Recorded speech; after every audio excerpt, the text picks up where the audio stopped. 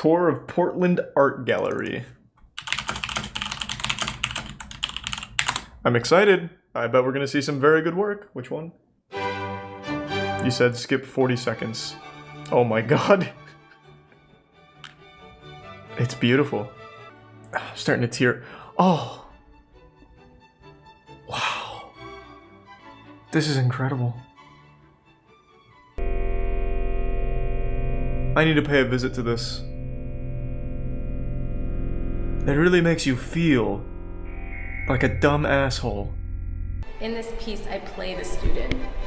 You know, this is a performance piece. I play this kind of strange version of interesting. An anthropologist. I play this kind of strange version of the bad student. Is this part of the exhibit, or did someone leave their toy here, like a kid? I can't tell. That's the beauty of art galleries. You never know what's art and what's just a happy little accident. I'll give you 50 grand for this. It's a journey through like a very specific part of Norway. This is very specific parts of their cultural history. Wow. Really just take a moment to let that one sink in. That looks so good.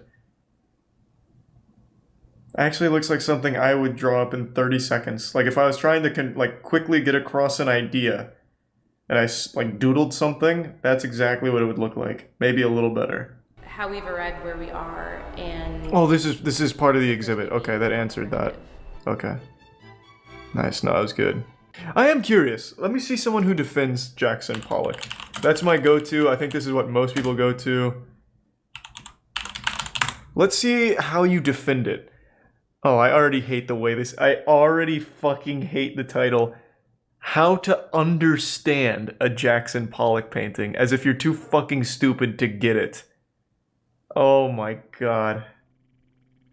It's just, they literally just don't have the ability to not be pretentious douchebags. Good lord. Yeah. To make this work, Pollock placed the canvas on I know exactly how he made it work. Spattered and dripped the paint, making a painting which is about the substance of paint itself, the fact that paint is liquid. And when we see paint on canvas, normally that's hidden. You know, paint is made to resemble something else, whether it's a sky or a field or flesh. But what Pollock does is just present us with paint as paint. He was the first person to do this. You know what else presents paint as paint? The fucking can that the paint comes in. That's actually kind of smart. Has anyone done that? If you just take like paint cans? Like if I put paint cans on like a table at an art gallery, could I sell that? Or I'm sure that's been done. There's no way that hasn't been done. Am I an abstract artist? Oh my god, I might be a genius. Could I be the next Jackson Pollock? I just buy Michael's paint and just on the table. I'm not trying to fool you. This is paint. It's not supposed to resemble anything else. This is Crying Dolphin Blue. And it's right in front of you. 50 grand. Many people have tried to copy Pollock. None of them have the energy, the spontaneity, and the sheer skill in handling paint that he has. Oh, very skillful. You read the painting as being different shades of grey, fairly restrained, but when you get it's the work of a true master. Jump out at you. And then on top, he's layering this riot of colours. Silver, cream, pink, grey. Fuck, yeah, no, now that I really get up close, I can see the talent. Sometimes the lines are quite thin and fine. At points, the paint pools. Oh, whoa, look at... Jesus Christ, look at that! No doubt Jackson Pollock planned for that. Maybe this guy really was 10 levels above standard human intelligence, a transcendent being. Look at the way he's able to get the paint to subtly pool in here, blending multiple colors, challenging the very idea of how we perceive paint as paint. Is it even paint? Is it even liquid anymore? We have to start to question thanks to Pollock. He's posing a difficult question, an inquiry into the very deep recesses of our mind. And he's using paint as a medium to challenge us. It's him slapping the gauntlet on the table and saying, hey, buddy, let's fucking fight. And Pollock, I'm picking up the gauntlet. I'm ready to fight. I'm starting to see it now. The paintings are all incredibly human in the sense they're scaled to the reach of Pollock's arm. So each of those lines is recording the gesture of his hand as... look at these gestures. I can see it. I'm actually picturing it. I'm having like an actual, like fucking That's So Raven flashback to the past instead of the future. I'm seeing Jackson Pollock with each of these dripping a little paint, a little of the black there. I think I can deduce his height from this one. Approximately 5'4", maybe little baby arms. Definitely late 50s. Oh yeah, I can smell he's a drinker. Oh my god, the painting really tells you everything you need to know about the man behind it. Oh, I never stopped to really think about the gestures required for such precision. Like, it looks chaotic to the untrained layman's eye, the Philistines, but when you really take a step back, you can see the laborious nature of each and every splatter. Oh my god, it's finding beauty within the chaos. So in a sense, Pollock, the artist, is present here with you as you're looking at the painting. Yeah, I can I can feel the spirit of Jackson Pollock nodding as I appreciate his work, of course. He wasn't allowed into heaven because he was too talented. He was a better painter than even God. God couldn't paint a masterpiece like this. So they turned him away at the gates of heaven, and hell couldn't accept him. So he's left in between worlds, in between dimensions, and he's just here with us now, as we appreciate his art 60 years later. In fact, I believe it's said in each of Jackson Pollock's work, a piece of his flesh is sewn into the canvas. His corpse travels with the pieces. He's going to live forever now. As a fucking joke. Thanks to the bits Arcfang. Jackson Pollock is Voldemort, and these are his Horcruxes. Yeah. This painting is incredibly honest. Pollock isn't trying to fool us in any way. I said However, that. Our brains Let's go! can't resist. I am Pollock! Now that it's been explained to me, now I truly do get it. Now I absolutely understand it. Who thought that art should be gestural, expressive. Oh my fucking god! Unconscious. Oh, oh my god. Imagine, like, so this is the villain, right? So Jackson Pollock, he starts this movement where you can just literally drop a little paint on a canvas and sell it for millions, whatever. Do little scribbles. Imagine, like, you have this final raid boss of, like, actual dog shit, and then the hero is someone that just takes a blank canvas and dumps some white paint on it. Like, there are no winners. It's just two different evils. His arm, it's who he is as a person that's creating that canvas, that painting. As opposed to someone who paints using their body as well, but actually paints something. It is still them as a person creating that art. They make this weird distinction. They look for any and all fucking absolutely asinine explanations for why anyone should care about Jackson Pollock's process. Minimalist artists stripped art of the burden of being about something else. They presented art not as an imitation of reality, but as an object unto itself. Artist Frank Stella summed it up nicely when he said, "What you see is what you see." Like, whenever I think it can't get any fucking dumber, like, we've reached the zenith of absolutely mind-boggling, pretentious douchebaggery. There's something like Frank fucking Stella. What you see is what you see. That is literally the meme of the floor is made of floor. And fucking dumbass Vox says that he sums it up nicely. Oh my god, he gets pats on the ass for saying nothing. One of my favorite things about modern art is the rage that it seems to provoke in some people. Cue videos of men freaking out. True, me. I'm not gonna sit there, try to find a meaning. You can use Vox. You can use my reaction in your next shitty follow-up. I may not understand art, but I do understand the English language, and that's pretentious nonsense. When you're looking at simply a square of white paint, you have to do a lot more work, but sometimes there maybe is something more rewarding in the end. Another common reaction to modern... there is not.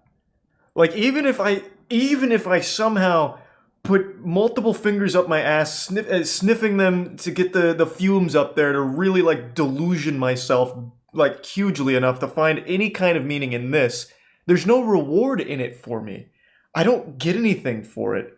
There's literally nothing at the end of that tunnel. The only reward is to the artist that put no effort into it and sold it for a lot of money to people that have been brainwashed to make them believe that it's worth that price. Like, there's nothing for it. Obviously, money laundering is a huge thing, but there are, like, I think she's an art student or something. I don't remember what they said. She is convinced by the lies of money launderers that this is somehow worth any amount of money. So if looking at a white painting makes you feel angry, or excited, or soothed, those are all valid responses. But take a moment to think about why that was your response. I think they're conflating wrong things here. I don't think anyone's mad that Jackson Pollock trickled little dribblings of paint across a canvas, or someone submitted a canvas they bought from Michaels as art. They're mad about the price that it sells for and the people that defend it. It's never really the piece itself. Like, we looked at Diana earlier, which was a potted plant that was store-bought and put on a shelf. And that was the art. I'm not mad about that. I think that's fucking great. I think that's a wonderful joke. But if I heard that sold for $100 grand, that would be upsetting to me. Like, they're not grasping that concept, I don't think. I don't think there's anything anyone could ever say or any explanation for any of this that would ever actually change my mind on the interpretation of empty canvas work and splatter paintings. I just don't think there's any way to. No matter how you break it down, it is all trash. Make sure to check out the other Vox video about what the formula is for selling $1 million work of art. In September of 2008, something unheard of happened in the art world. A British artist, Damien Hirst, took fuck me. Oh, I hate this guy. I can't stand this guy. But I also like that he scams people. I'm so divided on this guy. He scams really rich assholes, and I think that's great.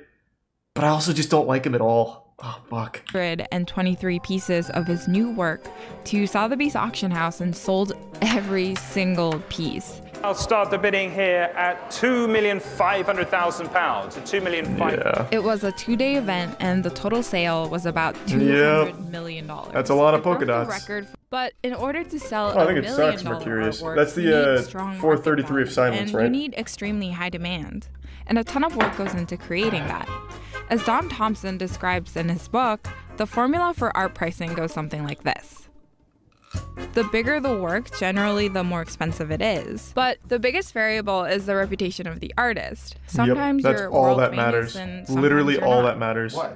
Thanks to Resub Lunabat. I will pursue an art career under a pseudonym, and you'll never fucking know. You will never know. You're gonna question every goddamn shitty art piece, wondering, was that Charlie behind it? 13 million multicolor mansion. Only 13 million? Ugh. Ugh, embarrassing. This is gonna hurt my eyes. Oh, it's so small. This is like one room in John's house. This actually does look like it's made in Minecraft. As well as in the back. In something of This incredible essence. looks like something I would have made in Minecraft or something. Like, it's just random shit. Oh, here's a cool tree. By the way it looks when you first walk Put it in front. So let's take a peek. So the owner's inspiration coming from South Africa, which is where they're from, moved to Florida many years ago, had experienced the... Is this just like a gender reveal room? Why is everything blue and pink? Here is the lightness and yet the... Do the couches explode into blue or pink dust as well? Contemporary, but throughout it's printed, but it's everywhere. $13 million for fucking wallpaper doodles? Well, doodles being the wrong word. Wallpaper fucking dripped paint? Comes together. That's the passion they're going to experience living here forever. Yeah, it actually just looks like it's like the whole wall is made with As we crayon. transcend from the great room, which is 30-foot-high ceilings, into this space, which Thanks is about to Prime 14-foot-high just not ceilings. working. We're into a cozy, comfortable The family marble room. driveway It is has pretty a cool, of great course. spatial Marble's always layout to good, be and you able to love watch a marble. television set. It's actually an illumination for the ceilings. See, that's cool. Allowing you to transcend the illumination of various other lights. I like that. Marble! Talk about that marble shit. This is the zebra quartz with these little Quartz? teardrops, 3 of them over this Get that area, out of my which is fucking an mansion. entertaining, Not focal marble? point with all. Now that we've seen the main living area, let's go take a look at the rest of the house. How many takes did this guy do? Every other word is a different take. Could he not stop, like, puking at how ugly the house is or something? Bedrooms in the house and the one immediately to the side of this one is marble. Different because of its zebra type of dark materials that they've used to create the special feeling of that bathroom. In this side here, you walk I'm gonna assume it is. the Fuck yeah! Closet. It's still genius. So let's take a look upstairs as the drama continues. It has to be easy to be an architect for rich people. Like, it absolutely has to be easy. Just have someone check your work to make sure the house won't collapse, but then just go wild. I'll put 10 staircases that don't go anywhere for art. But also, anyone as a guest would love to be in this room. Yeah, if they're like 80 years old, they'd love it. Look at that beautiful old-ass wallpaper. Yeehaw. Grandma will feel right at home. There's a uniqueness with colors of raspberry and lime and plum. So that your experience is a combination of a collective with the furniture that's here, with this contemporary fan, with colors of raspberry and lime and plum. $13 million and the bed frame's got like dings on it, or is this design choice with like smudges? Your experience is a combination. There's no way that's on purpose. Look at this. It's fucking peeling. It's got shit stains all over it. As we talk about the design, you've got cubes, you've got circles. That's soaring 30. Beautiful cubes and circles. We got it all, baby. Only 13 mil? I'm in. Let's go. Give it. I'll take it all. Off of upstairs sitting area, pool patio area that is completely stunning. Inside James Bond's $100 million Malibu home. Architectural Digest just has the bangers. They find like the ugliest shit. I'm writing this one off a little early. Maybe there's a chance. My name is Chris Cortazzo, owned by legendary actor Pierce Brosnan and his filmmaker wife, Keely Brosnan. What? It's on 117 feet of Malibu. Pierce Brosnan can afford a $100 million Malibu home? He's still probably my favorite James Bond, but he was only in 4 movies, right? GoldenEye, Die Another Day, World Is Not Enough. What's the other one? There's no fucking way, though. I'm missing one more, but how? It's not like he gets royalties on James Bond. He didn't make James Bond. He wasn't even the first one. How does he have that much cash? That's crazy. All of this is on the market for $100 million. Oh, so he can't afford it. He's selling it. Oh, okay. That makes more sense. The Orchid House, as you can see, I can show you what's out there. This place looks super boring for 100 mil. This much that you have a breakfast. For 100 mil, I don't know why you'd want something kind of old. Get like high-tech shit. There should be a whole room where you walk in and it simulates the universe. So you never have to go outside. Creates like a fucking clone of you that you can send to do your errands. The location value. Yeah, I understand it's all location for that shit. I don't understand why you'd want to pay $100 million just for a little patch of sand and then share the beach with all of your 40 neighbors. Sounds like shit. Money laundering? People use that word a lot. I feel like money laundering isn't as easy as most people make it out to be. You know what I mean? World's most high-tech home. Okay. I'm interested. Oh, don't give me a top 10 list. $4.7 million smart home with floating staircase and ocean views. Well, then. Appreciate the 5-some guy, but not tonight, man. Alright, let me fill up this water real quick before I go on this journey. My home isn't high-tech enough to just dump water into my glass when I'd like it to. I have to manually do it like a fucking peasant. So give me 1 second, I'll be right back. Let's go take a look inside. Take me in, baby. Let's run it. Yeah, what's up, Chase? Everybody, this is Chase Maher from the Chase Maher Group. We have 6 security cameras outside. Nice. You can see it from every iPad all along in the house. You can see it from your phone when you're away. That didn't, wait, did that even work? We have from your phone when you're away. He's pressing buttons and nothing is happening. Okay. Working as intended, I suppose. Wow. Damn, that pool table's nutty. This is the epitome of entertainer's dream. Game of pool. Let's go, beat his ass. You've now devalued the pool table, you dumb idiot. You fucking idiot. The game is over. You come into my house and ruin the value of my artesian pool table? Whoa! We have a custom floating bed here with LED under. Whoa! Folding glass doors overlooking the beautiful cool. view. Ambient. Jeez. Look at that. No marble. What a piece of shit. What a fucking pigsty. This is amazing. And you $4 million and no marble? So relaxing. This place looks so much better than the other two mega mansions. It seems like more spacious too. All around, every neighbor that I've been meeting, everybody in the area is so nice and kind. The thing I like, You haven't met any of the neighbors, liar. on the other, you're always getting that natural light. You're always in the sun. You're always having fun. Okay, is she our neighbor? What was that? But then now, and even when we were just down inside, It does look pretty cool. So far, this is like the best one we've seen. And it's also the cheapest one we've seen.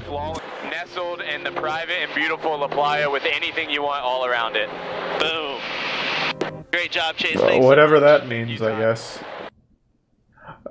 Smart home just means you can close blinds with an iPad. That's worthless. I want something like this. That looks fucking crazy. What the fuck is this? I'm not watching a top 10 list to get to the bottom of it, but that does look wild. Like a snow globe. I was expecting that house to turn into Mecha Godzilla. That's what I'm saying. These aren't even high tech. They don't even transform. Whoa, we're coming in hot. Holy shit. Wow. No shortage of marble here. Okay now. Alright. Now we're getting somewhere. This actually looks like a fucking mall. Oh god. What the fuck?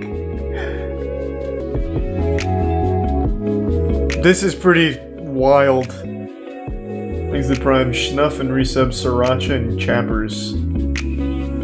Yeah, ray tracing is on here. They did not skimp on this. Looks haunted. Oh, it probably is. You know how many workers probably died transporting all this marble here? They just buried them. Wow. Well, that wasn't really a full tour at all. That was lazy. Whatever, I guess. It really looks like it belongs in the future. I'm excited. That looks like one of those drop rides at an amusement park. Figured out how to do the foundations. The futuristic thing is just the design, not the inside. It's absolutely spectacular. It's a bed and a couch. What have you created this for? What gave you the inspiration for this? I don't know, I just kind of wanted a space I could stay the night in. Not impressed. Hang out at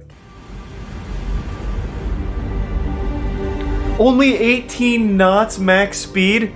For 85 mil, I better be breaking the sound barrier on my yacht. Welcome to Modio Days. Nicholas, you're a scam artist. Street. The first area I'm going to Oh my god, beanbags. the upper deck aft. 85 million and I'm getting beanbags from fucking Party City? You kidding me? Area seating towards the aft. 12-seater table for eating. Oh, it's 85 meters? Oh. Moving into the so what is it, like 20 bucks? To either finish off your cocktail. That looks kind of cool. Or even watch a bit of TV just to finish. Kind of exotic in there. Different colors all over the place. Gold, red. This is the marble floor from the lobby. Marble, let's go. It takes us past the and into the. He's not very enthusiastic about this ship. Which was fantastic for humid weather. This is sick and all, but an iceberg could ruin it. He hasn't shown you the hull, which is actually crafted out of 20,000 pounds of marble. Looking forward of the vessel. It would vaporize an iceberg. Wow. Now we're going to move up to the owner's. The staircase is really cool. The staircase is really cool. Into the private suite. Looks like the Black Ops 3 map. Private office, which is fantastic. I don't remember that, but I'll take your word for it. This place is actually wild. Wow. But I'm not seeing anything high-tech here. All manual. Paying this much money, it should clean me. Just if I ask it to. With double opening doors leading onto a balcony. That is pretty cool. You can enjoy your morning coffee. Or even a glass of champagne. Do people this rich care about sunrises, though? and up to the. They probably hate the fucking planet. Relaxing. So do you get internet on these yachts? Maybe having a nice little sleep in the Because if not, what's the point? Preparing for the evening's entertainment. And then from here we move up to the crow's nest. Yeah, you do. But you can't have good internet though, right? Like, so you can't have like a fucking gig line or anything, can you? Beauty salon. He really does look scared right now. I don't know who's filming, but they're intimidating him. Your nails. And you can also have a massage and shower, separate shower. Jesus Christ. Well, this actually does look kind of wacky compared to like the $46 million New York shithole. Ensuite shower. Marble flooring. Yes, more marble. Let's go. Let's fucking get it. Is he an android? Yeah, he also comes with a yacht. It's like in Men in Black when it pops out the driver. To keep you sheltered from the wind, we're going to go into the engine room itself. I couldn't care less about the engine. Yeah, not even the camera guy wants to go in. Yeah, have fun. The walk around on Modiod Ace that was built for a very experienced owner in yachting. And we look forward to welcoming you soon. Imagine being a professional yachter. Yes, I have 20 years of yacht experience. I'm qualified to own this vessel. Sales inquiries. Yes. Can I have it for free? That's why if I had that kind of money, I would be just constantly doing shit with it. Like, I'd open up an entire new city where everyone that lives there aims to be like the world's best in one specific field and try and create like superhumans there and just constantly dump money into the program. I have to talk about this goober, and I apologize because I know so many people are tired of hearing about AI, but I cannot fight this urge. It's like Gollum with the one ring here. The more and more I read about this dweeb, the less and less I can resist speaking about it. An AI artist, and that is a word I'm using very loosey-goosey when referring to this gentle sir, has the chutzpah to attempt to appeal the Copyright Office's decision to reject copyright protection to his AI-generated art piece. His name is Jason M. Allen. You've probably seen this picture that he AI-generated because it won an art competition like 2 years ago, and it was a huge story because AI art had just won an art contest, so it led to a lot of hoopla.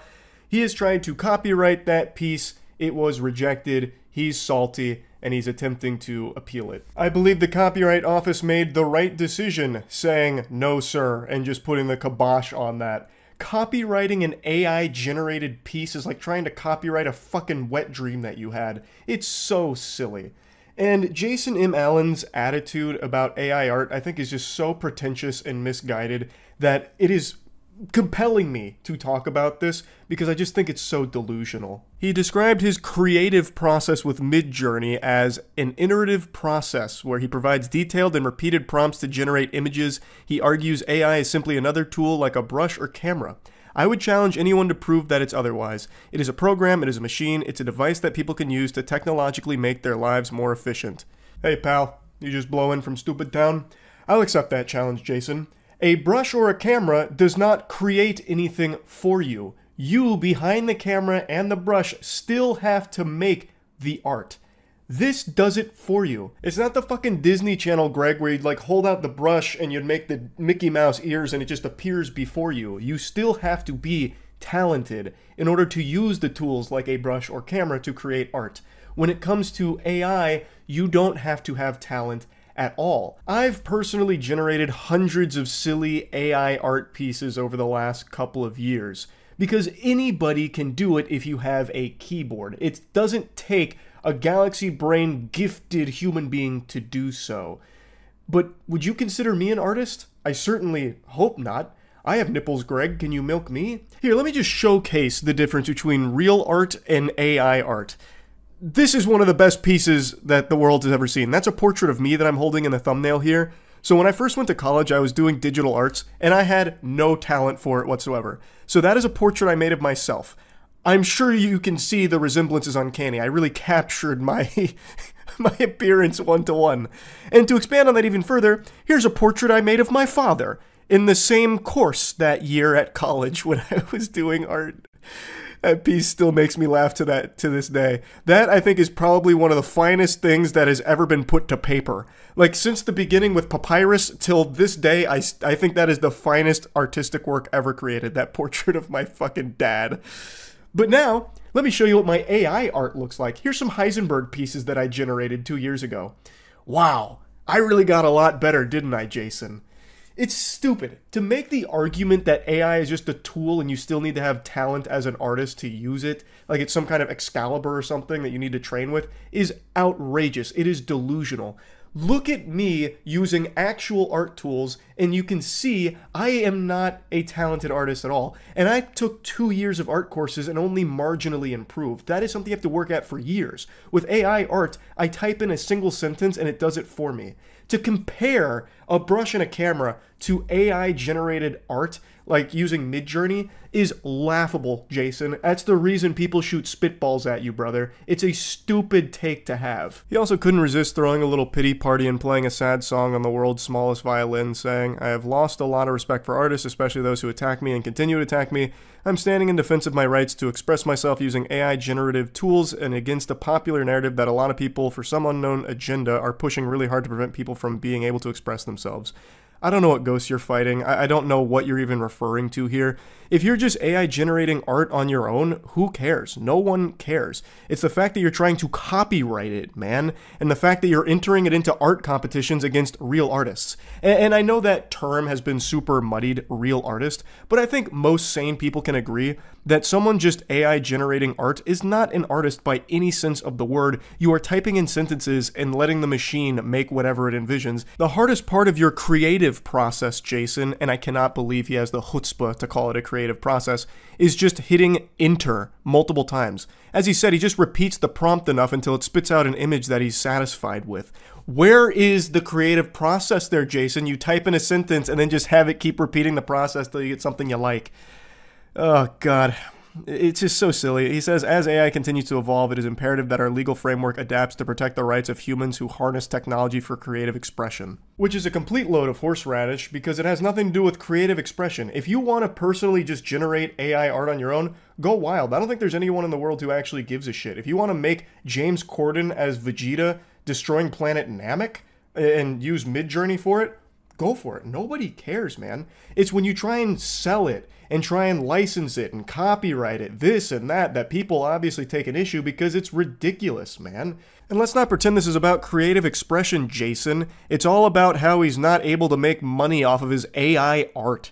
He's saying that the copyright denial significantly impacted his career. I have experienced price erosion in the sense that there is a perceived lower value of my work which has impacted my ability to charge industry standard licensing fees. I don't know who the fuck would pay for AI art in the year 2024. If you like an AI art piece, just generate it yourself. Jesus Christ, like you can just do it yourself. Why would you ever pay money for it? But whatever. He then went on to say that it put me in a terrible position with no recourse against others who are blatantly and repeatedly stealing my work. It's kind of ironic, don't you think, Jason? AI art is trained on real artists' work in order for it to generate the way that it does. Blatantly just stealing their work and copying it in order to generate pieces based on it. I also love that there's a little peek under the hood here. We get a little taste of the secret sauce. He told the office that he created the art with the generative AI system Midjourney by testing hundreds of prompt iterations. My God, back-breaking labor. He typed hundreds of words, damn it, and altered it with Photoshop. Yeah, I'm sure he did a ton of altering. The office rejected Allen's application after he refused to disclaim the parts of the image that Midjourney generated. Mr. Allen had a specific artistic idea conceived of in his mind, and he used Midjourney as a tool to create an artistic expression of that idea. Such creative input is on par with that expressed by other types of artists and is capable of copyright protection. Goofball, I have hundreds of artistic ideas and visions in my head that I can never bring to life because I'm not a talented artist. And what separates me from actual talented artists. That's the whole point, man. And it's fine if you want to generate what's in your head using AI art. I don't think that's a big deal at all. The problem comes when you try and copyright it, you try and sell it, or you try and deceive people with it, or you try and use AI art tools as a means of pushing out real artists. That's the main problem with AI art, and I'm sure you've all heard it a million times, but it's true. companies are going to be shifting to AI art because it's cheaper and they can infinitely generate art without needing to pay actual artists a salary or anything. And it is a grim future because of things like that. But if you want to generate AI art pieces that just take what's up here in your noodle and put it onto a picture, go for it. But why are you going to try and make the argument that you're some real artist, you're going to try and copyright it, you're going to try and license it? It's stupid. I think that's so dumb. If Jason was just a little more honest with himself, like, hey, I just kind of typed sentences into Midjourney and I got a really cool picture from it, then no one would care. But right now, he's opened a goddamn case about it because he's so butthurt that they refuse to protect his AI-generated piece with a copyright protection. Like, what the fuck, man? It's so dumb. It's so dumb. I had to talk about this. So anyway, that's really about it. So yeah. What's up, everybody? It's Critical. I thought it'd be a fun game to go through eBay and search for the shitty art pieces that are selling for an unreasonably high price. Like their third grader's crayon drawing of 2 pencils in a pouch and they're selling it for like $200. Shit like that. See what we can find. The Great Kenya Medige by John Johnson. A classic piece. I'm sure all of us are familiar with the Great Kenya Medige. An excellent painting here, really capturing the essence of the Kenya Medige. Got the big old vagina plastered on there. Not an actual vagina plastered on there. I'm sure I can find that if I go through enough pages. But for now, it's just a word to remind us of where we came from. We have the razor flip phone to remind us of how far technology has come. And then we have a fucking sugar cube above the V to remind us that not everything's going to be sugar-coated for us. After doing a bit of research on this piece and trying to figure out what the fuck Kenya Medige meant, turns out it's Swahili for platypus. So this art really can speak to the primal essence of each and every one of us, our primordial core. It can shake each and every one of us. Truly a powerful piece that warrants that $89 price tag. Here we have some concept art for the new Red Dead Redemption game coming up. This is the VTG listed artist Willis Goldsmith Modern Bull Skull Painting Original Signed. Now VTG, for those of you who aren't up to date on the art community, stands for Vicious Tit Guzzler. So to be listed with the Vicious Tit Guzzlers is a high honor. Willis Goldsmith is basically a household name by this point, and it's a beautiful piece, really. You can see so much care went into outlining the bull skull. It's beautifully done. It looks like a real bull skull, to be honest with you. It looks like I've just found it on the ground and I've picked it up, and somehow Willis Goldsmith has put it onto this disgusting canvas. This canvas that looks like there's a thin film of shit particles on it, as if this canvas has just been used to wipe assholes for 15 years. For a modest $1 million, you can purchase this badly designed line writer course. Who wouldn't want to have this hanging up on their wall as a nice conversation piece? A big fish in a little pond. This is a big deal for a little bit of money. You'd be a fool to pass this up. It's a Brent Litzy classic. This is just a steal. For $100,000 you can get this masterpiece. Wave at Sunset painting. With painting in quotation marks. That's a powerful statement right there. In quotation marks, painting. This artist is challenging societal norms by saying, you know what, maybe it's not a painting. What if it is, though? What really is a painting? A painting is maybe what it means to you. All he's trying to say here is maybe we should stop and think a little bit about these words that we're taking for granted and these labels that we're putting on things. Do they fit? Do they? Who knows? That's up to you. But this artist has got a great piece of shit here. Now I've seen 6 or 7 of these, all priced around $30,000. It's Donald Rumsfeld's Illustrated Guide to Better Sex. I'm showing the second position here because I believe it's the most powerful here with the blocks of wood. Obviously, the sex position he's trying to illustrate with these blocks of wood is the Italian plumbing pile driver Koopa Kablami, a position I'm sure we're all familiar with. But I think the blocks of wood here really just showcase it beautifully, and for only $30,000, you're stealing it. It's truly great. I don't think I'm going to find a better high-quality piece of art at a more affordable price than this, so I think I'm going to stop right here. But just look at this. You get these 2 blocks of wood, elegantly crafted, truly the work of a professional, and for only $30,000. Now, like I said, there's 6 or 7 of these, so if you want the whole set, it's going to cost you under $200,000. Worst comes to worst, let's say you've mastered the art of sex from Donald Rumsfeld. Donald Rumsfeld, if you're unfamiliar with him, he is the creator of sex. He invented it. So, I mean, you're getting advice from the best.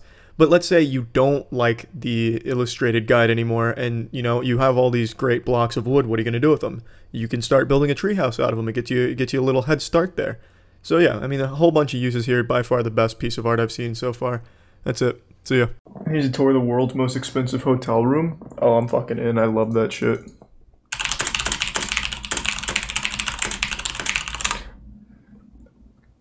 I wonder what the words per minute was on that. I felt really good on that one, to be honest. That felt really fast.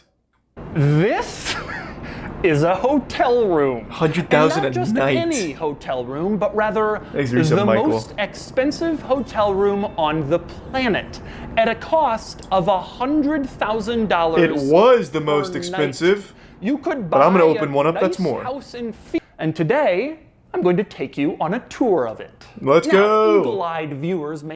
Now, I'm standing here in the entry of the Empathy Yeah, how many Suite. people probably emailed them like, hey, For one thing, I know a guy who has a it's meth about lab in his house. Do you want to review 9,000 it? square feet. Now, some other perks that they give you, you have a 24-hour butler who is on call for the duration of your That's stay. so and you cute. also have a chauffeur Get him in here. service. Is his name Jeeves or something cool? But as I stand, and the Damien Hirst theme continues Looks like shit. throughout the room, specifically with butterflies It's like, and that's just dumb. medicine or pills. Keep that in your mind as I'm showing you around, because there are a lot of That's art? interesting Come on. Easter eggs related to those. Although my personal This favorite place looks art like dog piece is shit for next to the 100K a dining room night. Table. It's this It actually wall looks like a of playground at pills McDonald's. called money. It's one that I This find is so rather dumb. amusing and interesting, and What? certainly worth checking.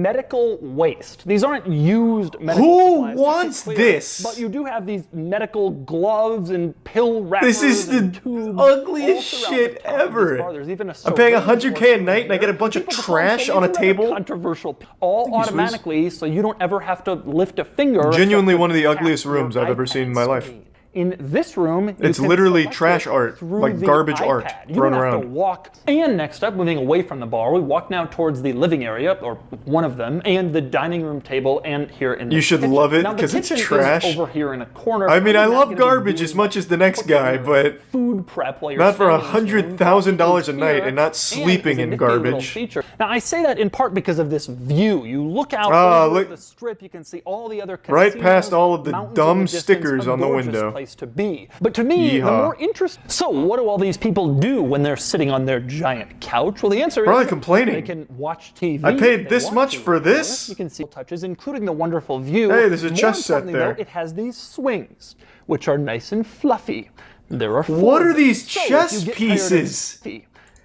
What? They're ice cubes. The chess pieces are literally just ice cubes. This is the worst. $100,000 a night, and you get trash. Literal trash.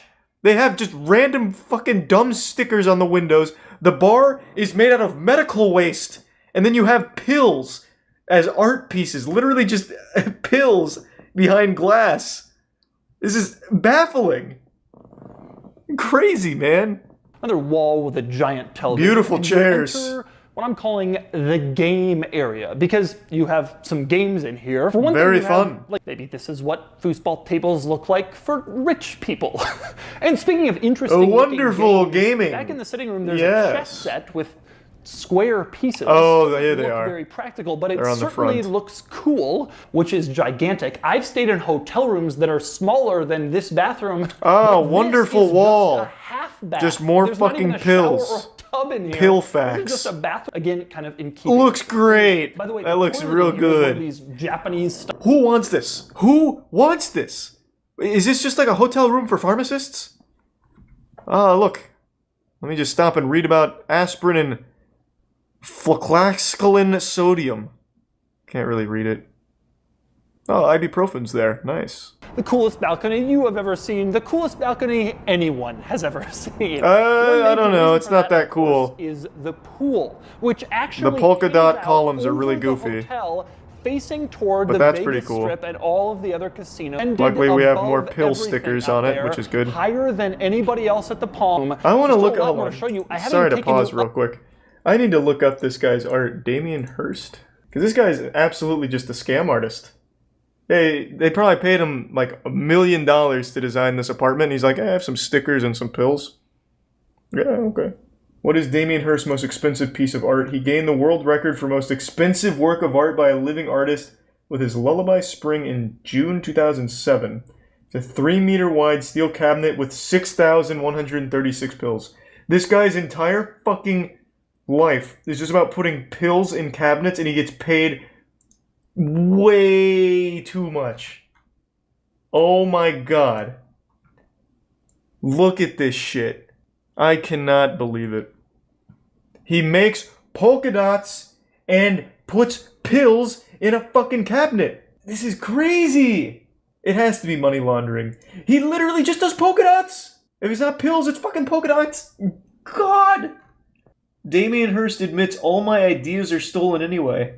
Yeah, by fucking Gap Kids. It's polka dots. He's getting millions for polka dots. I can't believe it. I mean, I really can. Like, look at NFTs. Buying, like, literally nothing. The art world is crazy. I can't even find a piece of his that isn't polka dots. Or just putting a taxidermied animal in a glass case. Or pills. Those are the only 3 things he does. This is crazy.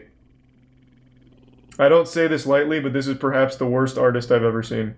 15 to 20k for this. He literally took this from his grandmother's old closet and just said, it's fine. Good polka dot distribution. And then this is just called 9 Beetles. Voice crack. 9 Beetles, because he found these in the dumpster. Put them in some glass. 20 to 30k. Crazy. At least with Jackson Pollock, there's almost an argument to be made, but this is the same fucking thing every time. It's just polka dots. This actually took him less. All of these pieces together, combined, maybe 10 minutes, and that time was spent finding 9 Beetles. I prescribe what he sells for $1 million. Yeah, I know, man. You should start doing art with it instead. I'm a trained artist, and I hate him. Most of the art world does. He gets other people to make his art for him. He can't even have the decency to go into clip art and just take the fucking paintbrush tool and go click, click, click for his circles. Are you serious? No way he actually gets people to do his art for him. No chance. That has to be a rumor. I don't even believe that. But check this out. The top of the stool is a pill. Whoa, what the fuck? All the pills and butterflies theme throughout. That's nuts. Kind of an interesting touch. I like Woo! that. Damien Hirst signature style. Holy shit. But probably the most unbelievable thing on the second floor of this hotel room. Damien Hirst's body. He killed himself and then hung his corpse for art in the hotel room. The salt room. What's the matter? You don't have one? And by the way, turn that shit on. I have to see this. I have to see this. The fact that it merely exists, little designs on just the fucking wall. die from sodium chloride intoxication. Like a butterfly on poison themselves in the salt room. Look around, there's a... And finally, we move on to the last interesting. Now here's the other cool thing about the massage. There's nothing cool about this whole place. You can either leave through the service entrance. Jesus Christ. And so that's the empathy. That is at the Palm a disaster. In Las Vegas. An absolute disaster. That looks like one of the worst fucking hotel rooms I think I've ever seen. Watching those hotel people that go like to the discussing rooms and they find like cum stains, blood stains, cockroaches, dead bodies and shit in the hotel rooms, that looks more comfortable than staying there. That's like a Damien Hirst diarrhea dump like room. That whole place sucked ass. Oh my god, that was horrible. And for $100K a night, there has to be something to that. There has to be like something nefarious. Someone mentioned like pill parties or something. Maybe that. The only other thing I could see is if you take a big group, like you get fucking 20 of your friends and you divide the cost per night and you go there to like do illegal shit, maybe. Would you stay there for 10K per night? Fuck no. The only, and I do mean this, the only thing that was even kind of cool was the TV and the pool. And that's only because the pool looks out over the city or whatever, which is kind of cool. And the TV's two-sided. Yeehaw. But like, look at this. You pay $100 a night and this is the kind of shit you get there. It's actual medical waste for art.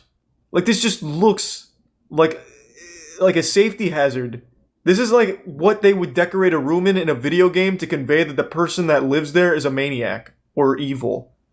Just like, yeah, we got some fucking medical trash. Just fucking code it somewhere in there. Yeah, I wonder what the comments say, actually.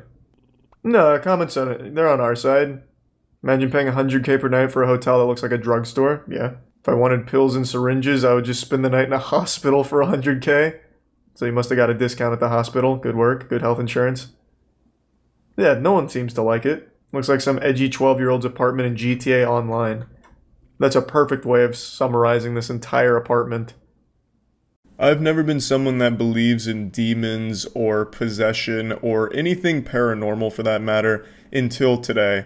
I took a look at Drake's upcoming album, Certified Lover Boy, as well as his merch that he just dropped, and I am convinced Drake is possessed by the spirit of a 9-year-old girl. It's called Certified Lover Boy, which is already a pretty fucking cool title, and I can assure you, you're not ready for how embarrassing the stuff he's released is, so get your butt plug in, because this is a Certified Lover Boy moment. Did you see Damien Hirst did this shitty Drake album art? No way. No fuck. That is the most pretentious thing I've ever heard. Damien Hirst did Drake's album art?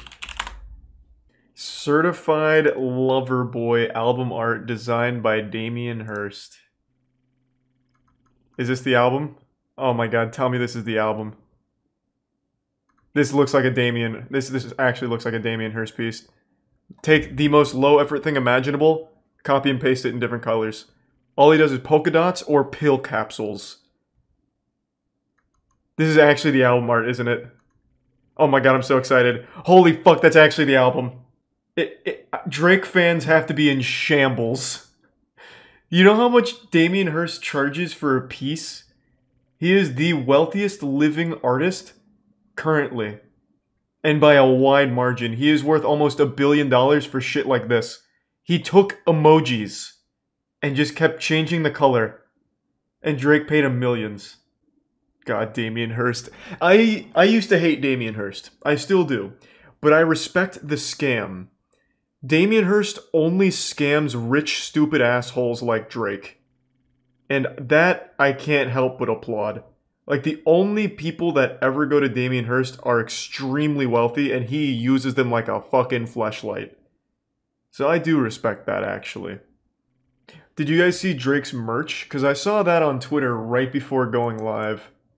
It's some of the worst merch I've ever seen in my life. I would rather wear, like, Fred merch from 2009 than the new Drake merch. Where can I find it? This is apparently Drake's official merch. This is so dangerous going on Twitter on stream. You never know when the Council of Cock might show their face. But, like, the front of it's fine. Like, the front looks okay, but then you get to the back. Oh my god. This is actually that shit you see on Facebook that truckers will wear. Like, I didn't fight in a war and drive this truck so you could look at my daughter. It's so goofy. It's so fucking goofy. Oh. Oh. Ooh. Why is that Matt's Twitter? He just never logged out, so sometimes I'll tweet from his account to scare him. If you can't handle me at my worst, you don't deserve me at my best. Certified Lover Boy. This is that kind of shit that'll get you bullied if you wear it in public. I am excited to hear the album. If it's not just Drake crying over every track, I'm going to be disappointed. After reading this shit right here and him hiring Damien Hirst for the album art, it better just be sobbing, weeping for 5-6 songs at least. Who would wear this? I have no idea. I have absolutely no idea. It is rough. Like, the front's fine. Like, I actually like this logo here, that Nike swoosh with the flowers and shit coming off. That looks good. But you'd have to walk around like Flats the Flounder from SpongeBob. Don't let anyone see the back of it because, my god, they're going to start shooting spitballs at you. It's so disgustingly awful. I have no doubt he consulted like a 9-year-old girl to make it for him. And the good thing is this hasn't dropped yet, so there's still time for him to change it. Or make it worse, even. I still think he should go with like something maybe garbage truck related, like, I like garbage trucks. Certified Lover Boy. Something to really bring it home. What a fucking disaster. Damien Hirst album art and then Facebook Marketplace Redbubble shit here. Now, if you don't know who Damien Hirst is, I envy your ignorance. I would implore you to look up a little bit about him. He doesn't even make his own pieces anymore for the most part. He just has people make polka dots, and he sells those polka dots for millions of dollars. It is the most blatant money laundering I've ever seen in my life, and Drake just fucking hook, line, and sinkered into his scam. Like, he went into Varrock and RuneScape, and he was like, you know what? I know you're not actually trimming armor, but take it anyway. Fuck it. Like, it's crazy how anyone pays Damien Hirst to do anything. He gives you the worst shit ever. Like, for example, the first time I learned about Damien Hirst was actually on stream, where he designed a hotel room, which was like $100,000 a night to stay there because he helped design it, like all the art in it. And all it is he put medical waste in a bar. So he just took medical waste from a dumpster, put it in a bar, and then he put stickers on the windows that were just pills, and then he had a cabinet of pills. That's his art. He does a lot with pills. Like, he'll also just sell pill cabinets. Like, he'll just take cheap pills, like fucking placebo pills from birth control, put them in a cabinet, and it'll sell for millions of dollars because Damien Hirst's stupid fucking name is on it. And Drake hired that guy to make that album art, which is literally just emojis copy and pasted. It is a beautiful disaster just to start it all off. Now, Certified Lover Boy could come out and have absolute bangers on the album. I mean, that's certainly possible. But after seeing this shit, I'm expecting Certified Lover Boy's music to just be Drake on an acoustic guitar whining. Like, this just seems so sad. Like, the entire thing here is just goofy and embarrassing. And then, of course, the merch. The merch is on another level of silliness. I also love the position of Certified Lover Boy. It is an actual tramp stamp built into the shirt. Then with, like, Tumblr blog posts above it. It actually looks like shirts that would have been sold on Tumblr as a joke. And it's Drake's official Nike collab. Drake needs to just fire all of his friends for letting him go through with this. He needs to just get a whole new group of friends, and whoever helped greenlight this at Nike needs to lose their job. This is so embarrassing to look at. My God. It is a disaster on all levels. But I bet it'll sell extremely well because people will buy anything as long as a celebrity is attached to it. And I am excited to see these people wearing this out in public, just to have a little giggle every now and then. I think the shirts really will make the world a better place, because if you're having a bad day or something and you go to the grocery store, you're like, fuck, I'm upset.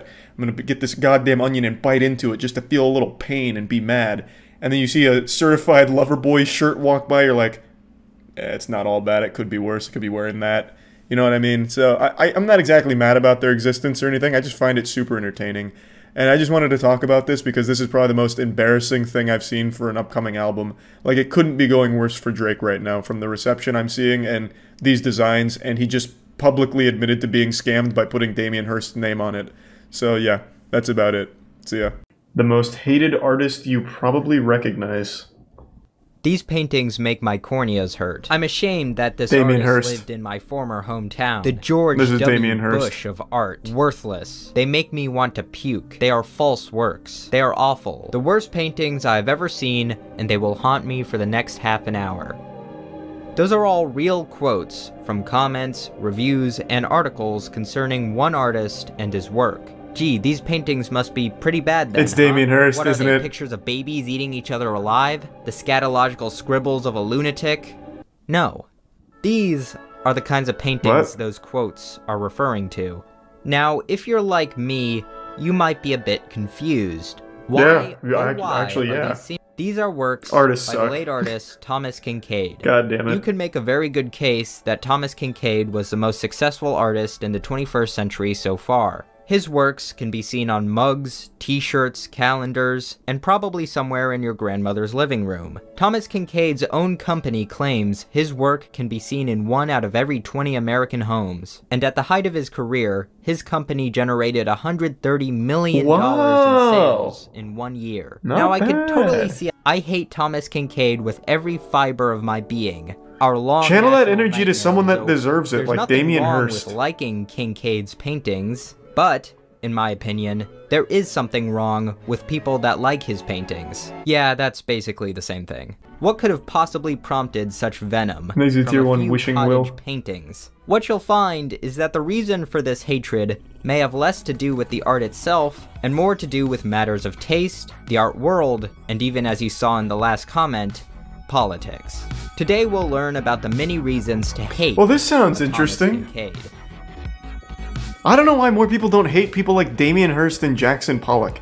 Their work is the most awful dog shit ever. Before his business adventures, Kincaid worked in background painting for an animated film. As far as the actual technique goes, for the most part we used a simple technical procedure. We'd just start out with a big wide brush and lay the thing in.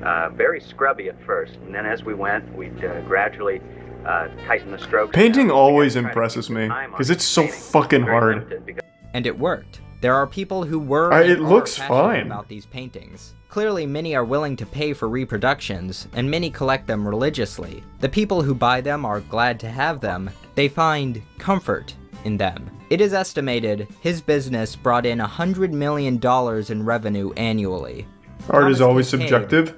Yeah, until it comes to Damien Hirst or Jackson Pollock, then it is objectively dog shit.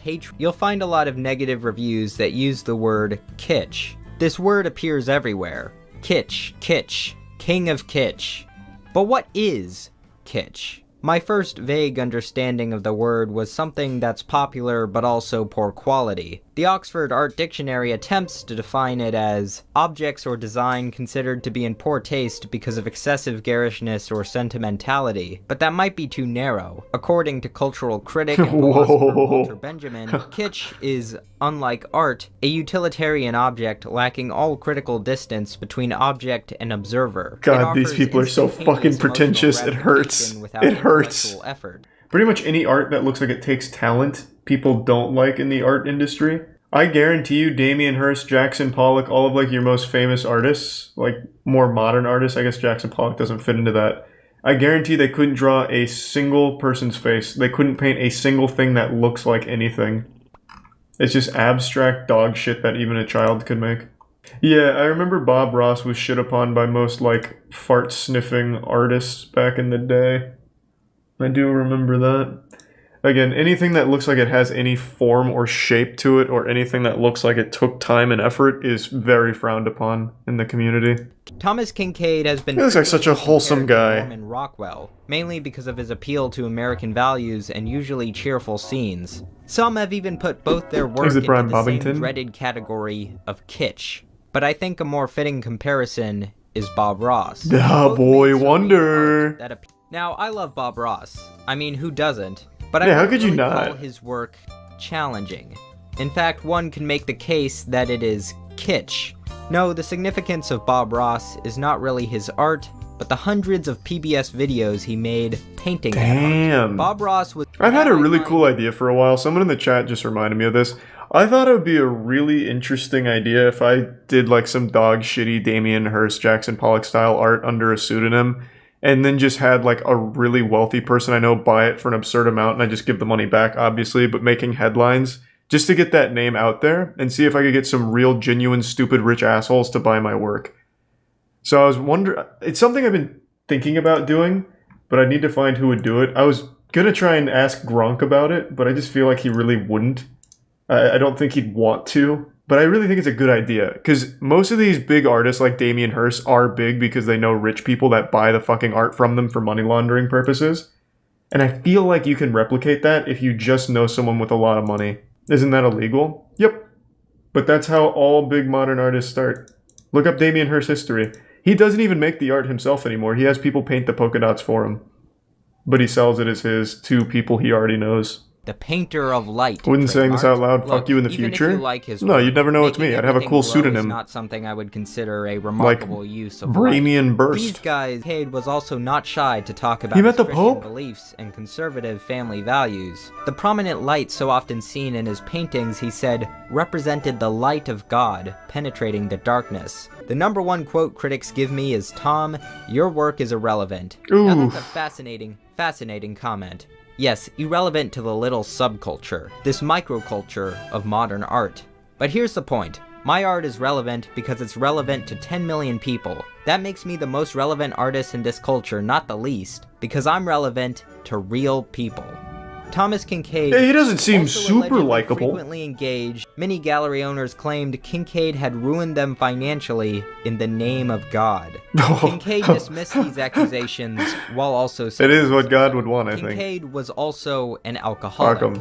And as his businesses began to decline, he He's a engaged tier more 1. frequently in drunken episodes Crandall and where Resub he was Kozer. prone to cursing, heckling performers, one accusation of groping, urinating on a Winnie the Pooh statue while yelling, "This one's for you, Walt," which I don't even think that one's bad, that's hilarious. That's pretty and cool, drunk actually. driving, which is less hilarious. He's even wearing a Jackson Pollock Eventually, shirt. on April 6, 2012, he was killed by an accidental overdose of Valium and alcohol. Wow. If you're still wondering how people could hate a Thomas Kinkade artwork for political reasons, well, it's because the artist himself politicized them. That's how you can get articles like, Thomas Kinkade, the George W. Bush of art.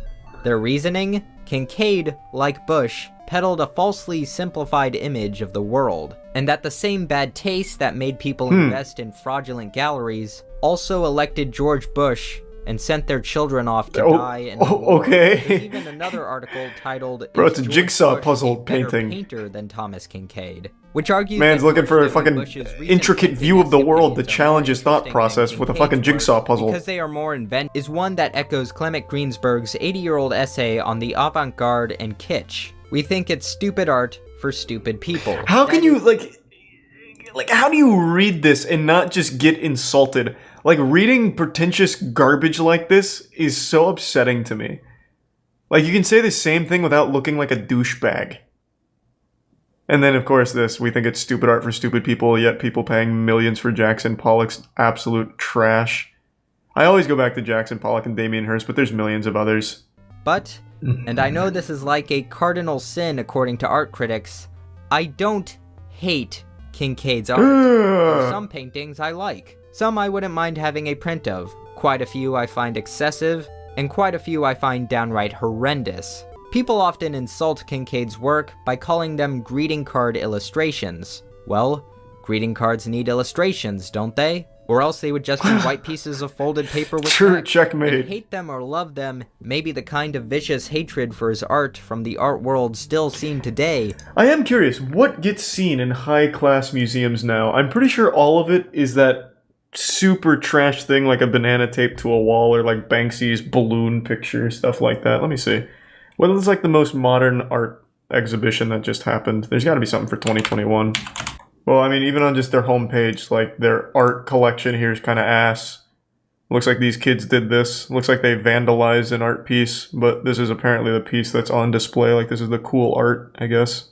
I don't know what this is, like a used hand towel or something. Like they dumped some kind of staining liquid on it. Oh. Wow. They're doing a good job here. Wow. Sewing as the world ends. I wish that I had sailed the darkened seas. You gotta really stop and digest this one, actually. There's a lot going on here. It's everything that it's not saying. And that's what makes it so powerful.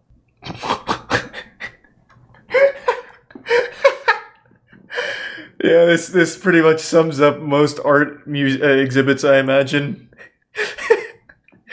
Here's some canvases that there's like some scribbles on it somewhere in there. I don't know, just hang it up, put like 50 grand on it. Someone's gonna buy it. Wow, this looks fun. Fuck, it really makes you think. This is like when Squidward went to that place to be all alone. This is just a bunch of boxes. Merlin, you've outdone yourself here. Exquisite. Like, you have to ask yourself, what's in those boxes? Are we purchasing too much? It's a display of excess. And you see how the boxes aren't all lined up the same? There's a pattern to it. There's order in the chaos. And then you also have to wonder who packed these boxes. Is it Amazon workers that are miserable and you can feel the hate? Is it someone like maybe a home business with a family that packed the... There's just so many things you have to ask yourself. This really is a challenging piece. I don't know what is this evidence in like a crime scene or something? I don't understand. It's a melting seal. For an Eric Andre skit, they had a really obvious fake art setup that was meant to be destroyed and nobody even noticed. I think I remember that vaguely. There's been a couple people that have done that. I don't remember who, but someone set up an art exhibit that was open to the public and it was just nothing. It was just an empty white room and that was the art. And people went in there and were taking pictures and losing their mind over it. Art, Like, modern art is one of the most bafflingly outrageous things to me. And the thing is, I never see anyone defend it. I literally never see anybody online defend it that isn't also laundering money with art themselves. Like, it blows my fucking mind. Nowhere on the internet do I see anyone like, no, Charlie, actually, Damien Hirst's pieces are pretty thought-provoking. Those pills kind of changed my life when I saw it. Nobody says that. But like the pretentious, weird art world where everyone's super rich and dumb. His paintings are some of the most overtly political and excessive oil paintings out there. And like Kincaid, they are technically competent. I wouldn't say they are breathtakingly skillful, but he's probably a better painter than most people. His paintings were serene, peaceful, perfect scenes without pain or suffering. Ironically, his life was anything but. Behind the artificiality of these idyllic scenes is the all-too-real reality of human folly. That was a very nice video. That was very interesting. What's up, everybody? It's Critical, and I've just been touched. Touched to my very core. I've just been made aware of the future of art, nay, the future of our species. It's called non-visible art. It's art that you can't see. In and of itself, it's art that doesn't exist. It transcends art. And it is a beautiful, beautiful thing. It makes me feel like my soul itself is being jerked off. I must warn you though, this type of art is not for those of you who lack taste. If you can't appreciate a can of artist shit, a literal can of a man's feces selling for hundreds of thousands of dollars, or if you can't see the splendid, terrific, ethereal beauty behind a bare-ass naked man slapping a cardboard box with his penis, then this type of art just isn't for you, you fucking troglodyte. Now I'd like to take a moment here and read the manifesto from the Museum of Non-Visible Art. Art itself is nothing. All that matters is what is left, the afterglow. The ambition is to produce this. We strive for an afterglow with no thing preceding. A glow. Phosphenes. The only surface worth painting is the mind of the viewer. The viewing of art should not require eyes. Art should be entoptic. We strive to force meditation. The prisoners, cinema. Phosphenes. Art is without value until it faces the market. The market purveys value. Money is banal until it is spent. Money spent on art is money transformed. Money spent is money mourned. This mourning is eased by art. We strive to enhance mourning. Mourning is a response to what is not there. An afterglow. What you see does not matter. What you have seen is everything. All you truly buy is the afterglow. It has value. You must pay for the glow that has no thing, nothing before, pure after. Phosphenes. Rules for the creation of the non-visible. You shall not add to the banal. You shall not build. You shall not litter the world with art. You shall not make. What you have not made must be beautiful. What you have not made must have value. You must bring what you have not made to the market. The market will give it value. You must give to the market absence. Money is banal until spent. You must offer the market anguish. What is spent is painful. You must make the market beautiful. Nothing beautiful without pain. You must increase the world behind the eyes. The wreck of the Medusa. It left us with phosphenes. You must conjure them and sell them. Only when you have done this are you one of us. And fucking shit do I want to be one of them. This is my true calling. It is simply put the apotheosis of evolution. This is where we need to be, and it's where we can be, and it's where we deserve to be. Money is banal until spent on the non-visible with phosphenes that was left by the wrecked Medusa. Amen. Now allow me to enlighten you with this clip from the Invisible Art exhibition. It's beautiful. Look at her look for meaning in this man's anus, but all she'll find is shit. It's so tranquil.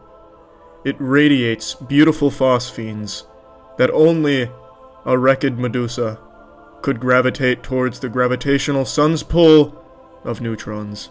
This one was by Yoko Ono. It's an empty wall, and it's magnificent.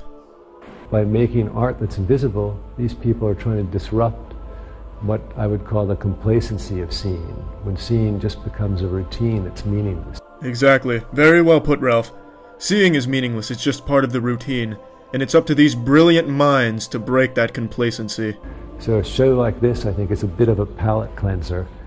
Oh, a palate cleanser indeed, Ralph. My palate is so cleansed I could lick the very anus of a skunk and still taste nothing but scented roses and pretentiousness. Ah yes, one of the tastier displays of non-visible art here today. Empty room with 2 air conditioners. How refreshing.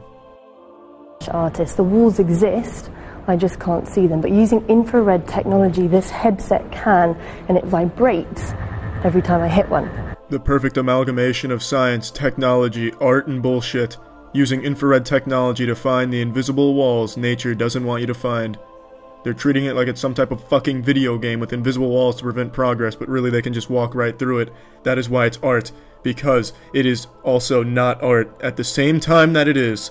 Money is banal. Phosphenes are phosphenes. Think with your brain. Photosynthesized the weedy marijuana 2016. Just look at all the fun these people are having. Look at all that art they're experiencing. You could be experiencing it too. Close your eyes, and then buy my newest non-visible art piece titled A Whiff of Cum for $50,000, please. Thank you.